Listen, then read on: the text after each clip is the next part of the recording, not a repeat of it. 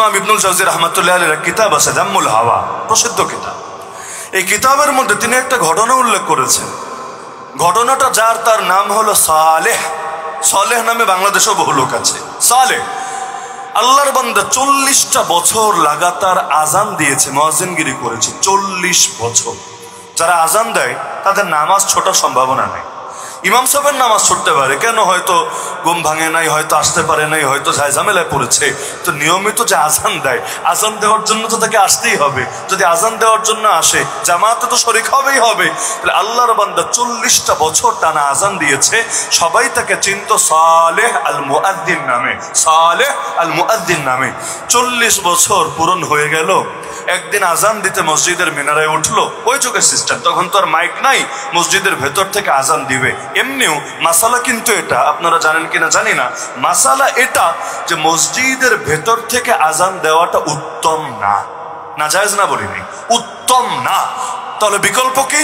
অনেক জায়গায় আছে আলহামদুলিল্লাহ, মুয়াজ্জিন সাহেবের রুমের মধ্যে মাইক সেট করা, সেখান থেকে আজান দেয়। অথবা বিকল্প একটা মাধ্যম থাকে, সেখান থেকে আজান দেয়। বাইরের এরিয়া তো আবার রাখা সম্ভব না, না হলে চোর এখলাসের সাথে চুরি করে নিয়ে যাবে। রাতের বেলা রাখবে, সকালে মাইক আর খুঁজে পাবে না, নিজের মনে করে আপন মনে করে নিয়ে যাবে।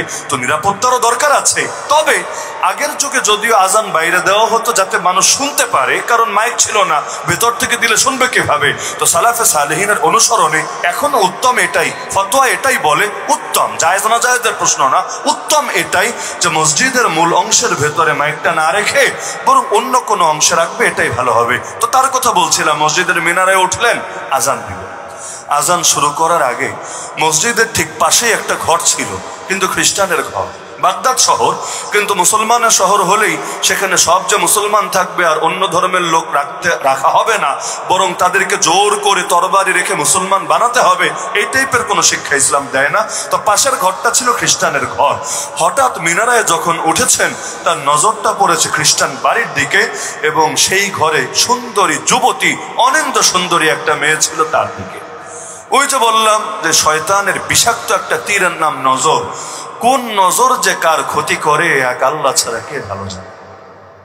জীবনে হয়তো নজর পড়েছে কয়েক হাজার, ক্ষতি হয় নাই, কিন্তু একদিন একটা নজর পড়ে, আরে যুবকের মাথা শেষ, এখন নামাজও ভালো লাগে না, বাপ মায়ের সাথে কথা বলতেও ভালো লাগে না, পড়ালেখাও ভালো লাগে না, সবই শেষ। কেউ নজরের লাইনে খেয়ানত করবে, 2 নম্বরই করবে, আর দুনিয়ায় অন্তরে সুখ নিয়ে বাঁচবে সম্ভবই না।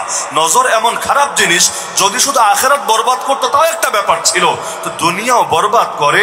আরে পুরুষ হয়ে তারে নারীর গোলামে পরিণত করে, তাও ভালো নারী না, নষ্টা ভুষ্টা নারীর গোলামে, এবং তার গোলামি করতে পারাকে সে নিজের জন্য সার্থকতা করতে শুরু করে।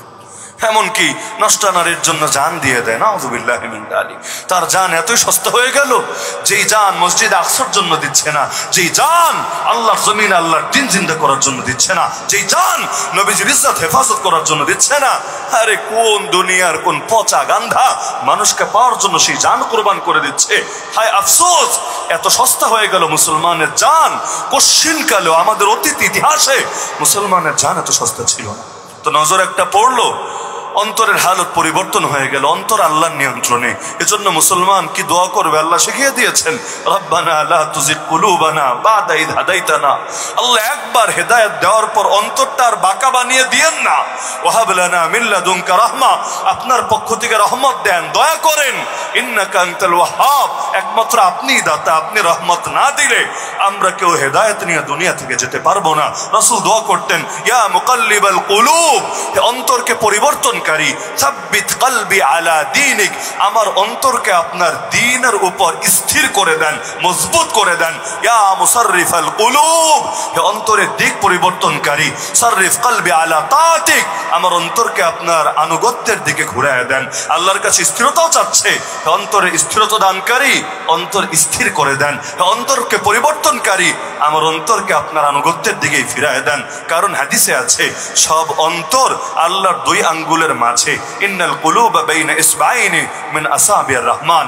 2 আঙ্গুলের মাঝে মানে বুঝেন, কোনো কিছু যদি 2 আঙ্গুলের মাঝে থাকে ঘোরাতে কোনো কষ্ট লাগে না, একটু এদিক সেদিক করলেই ঘুরে যায়। তো সব অন্তর 2 আঙ্গুলের মাঝে, ইউকাল্লিবুহা কাইফা ইয়াশা, আল্লাহ যেভাবে চান সেভাবেই ঘুরায়। তো অন্তর ঘুরে গেল, কি আর আজান দিবে? আজান না দিয়ে সেখান থেকে নেমে পড়লো, নেমে ডাইরেক্ট খ্রিস্টানের বাসায় চলে গেল।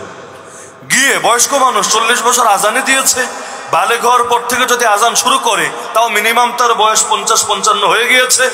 এত বয়স্ক একটা মানুষ যুবতীর ঘরে গিয়ে হাজির। ওই সময় যুবতীর ঘরে তার বাপও ছিল না। গিয়ে ডাইরেক্ট বলছে যে আমি এক দেখেই তোমার প্রেমে পড়ে গিয়েছি, সুতরাং তুমি এবার আমার চাহিদা পূরণ করো। ইচ্ছায় রাজি হলে ভালো, না হলে প্রয়োজনে আমি জোর করব। দাম্মুল হাওয়া কিতাবে এই ঘটনা এভাবে উল্লেখিত হয়েছে, না হলে আমি জোর করব। এখন বাকিটা তুমিই বুঝো। খ্রিস্টান মেয়ে হঠাৎ অবাক হয়ে গেল। প্রথমে ভেবেছিল মুয়াজ্জিন সাহেব আসছে, শ্রদ্ধার পাত্র, ধর্মীয় ব্যক্তিত্ব, সেও এটাকে সিরিয়াস ভাবে নেয় নাই। তো যখন এই কথা বলে ফেললো মনেও বড় কষ্ট পেল। হাই, কি বলছে এটা? অন্য ধর্মের লোক, তাও মুরব্বী লোক, আর সে এক অনিন্দ সুন্দরী, তার সাথে তার কিভাবে ফিজিক্যাল রিলেশন হতে পারে? তো সেই নারী বলল, দেখেন আপনি এক ধর্মের লোক, আমি আর এক ধর্মের লোক, এটা হতে পারে কিভাবে? হ্যাঁ, আপনি যদি বিয়ে করতে চান আমি বিয়েতে রাজি আছি, তবে শর্ত আছে। শর্ত কি?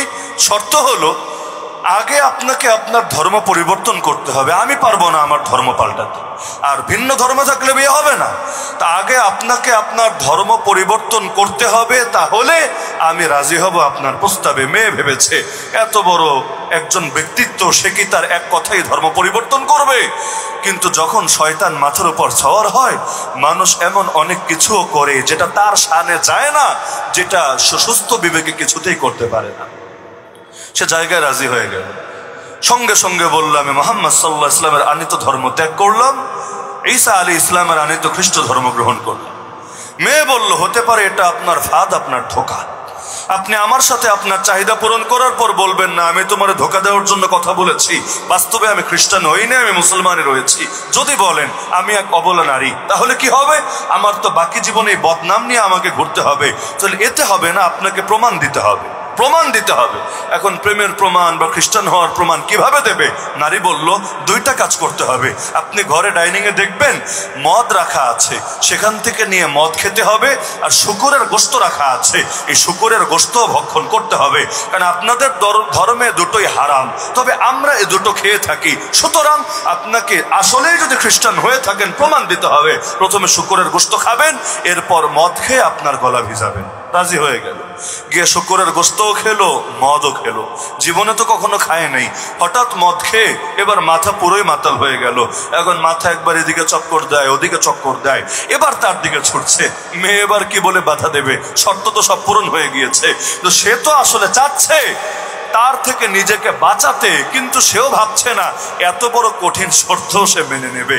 এখন কি করবে সে? তার অন্দর মহলে ঘরের ভেতরে ঢুকে দরজা দিল বন্ধ করে। এখন মদ খেয়ে মাতাল হয়ে বারবার দরজার মধ্যে নক করছে, আরে খোলো, আমি তোমার সব শর্ত পূরণ করলাম, আমার ধর্ম ত্যাগ করলাম, এমনকি শুয়োরের গোশত খাওয়া এবং সেই মদ পান করা সব শর্ত পূরণ করলো, এবার তাহলে কেন ফাঁকি দিবা? সে বলল, দেখেন আপনার সাথে আমার সম্পর্কে একদিনের জন্য হোক এটা আমি চাই না, আমি চাই সম্পর্ক চিরকাল থাকুক, মৃত্যু পর্যন্ত থাকুক। তো যার কারণে এটা গোপনে গোপনে করলে তো হবে না। আমার বাপজান বাইরে গিয়েছে, কিছুক্ষণ পর আসবে। বাপজান আসার পর আমি তাকে বলবো, তিনি আনুষ্ঠানিকভাবে বিয়ে পড়িয়ে দেবেন। আর যেহেতু এখন আপনিও খ্রিস্টান আমিও খ্রিস্টান, তাহলে এখন আর বিয়েতে কোনো বাধা নাই, কিন্তু বাপজান আসা পর্যন্ত অপেক্ষা করতে হবে। কিন্তু মাতালের মাথায় কি আর এত কথা সয়? একের মেয়ে বলছে, আমি কোনোভাবেই এখন রাজি হব না, আপনি বাপজান আসা পর্যন্ত অপেক্ষা করেনি। এখন খুলতেও পারছে না নিজের শক্তিতে, মেয়েও খুলে দিচ্ছে না। লাস্টে মেয়ে বললো, এক কাজ করেন, বাপজান এসে যদি এভাবে হুজুরকে মাতাল অবস্থায় দেখে ডাইনিং রুমে, তাহলে দুর্ঘটনাও ঘটে যেতে পারে, বিষয়টা অন্যদিকে যেতে পারে। আপনি একটু ছাদে চলে যান, ছাদে কি ওয়েট করতে থাকেন, বাপজান যখন আসবে আমি ডাকলে আপনি নেমে আসবেন। এখন মাতাল মাথায় আর এত চিন্তা কাজ করে নাই, ছাদে উঠে গেলেন। ওই জামানার ছাদ তো আর এই জামানার ছাদের মতো না। তো ছাদে যখন উঠলেন, ধীরে ধীরে মাথার চক্কর মারা বাড়তে থাকলো, ঘুম আসতে লাগলো। এক পর্যায়ে নিজেকে আর কন্ট্রোল করতে পারলো না, ছাদের উপর থেকে পড়ে জায়গায় স্পট ডেড হয়ে গেল। বাপে সবাক, হায় আল্লাহ, এটা কি হলো? আমার ঘরের সামনে এক হুজুরের লাশ, এখন তো এলাকায় মুখ দেখানোই মুশকিল হয়ে যাবে। মেয়েকে ডাকলো, আরে কি ব্যাপার, হুজুরের লাশ এখানে কেন? মেয়েও সব কাহিনী শোনালো। তো বাপ ও এলাকার সবাইকে ডেকে তাদেরকে সাক্ষী রেখে পুরো ঘটনা শুনিয়ে দিল।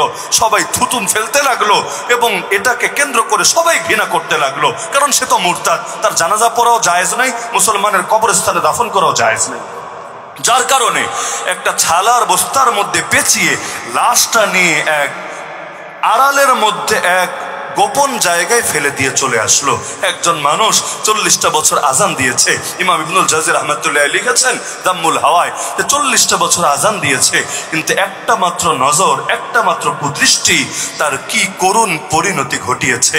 এজন্য সবাই জানেন ঈমান আর আমলের ক্ষেত্রে প্রথম অবস্থা বিবেচ্য না, শেষ অবস্থা বিবেচ্য।